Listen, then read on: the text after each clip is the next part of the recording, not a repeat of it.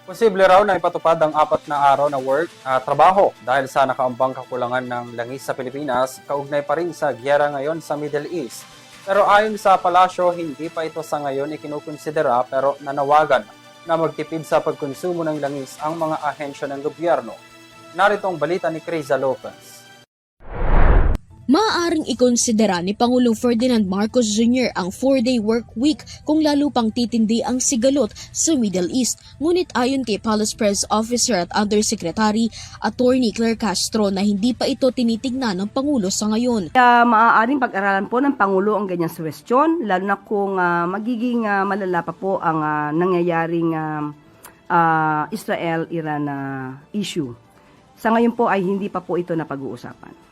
Iminungkahi ni Senator Sherwin Gatchalian ang pagpapatupad ng 4 working days sa isang linggo o magpatupad ng work-from-home setup sa layuning maibsan ang bigat ng posibleng pagtaas ng presyo ng langis sa transportasyon.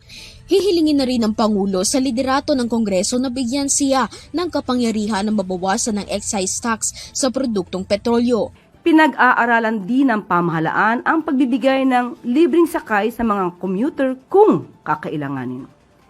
Isa rin sa opsyon ni Pangulong Marcos Jr. ang kausapin ang liderato ng Senado at Kongreso na mabigyan siya ng kapangyarihan upang mabawasan ang excise tax sa produktong petrolyo bilang emergency measure lamang.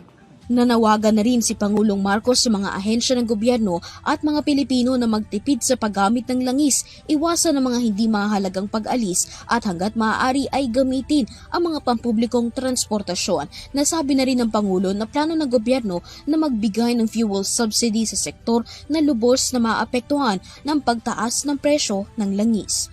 Para sa EuroTV News, Criza Lopez, sumasaludo sa bawat Pilipino.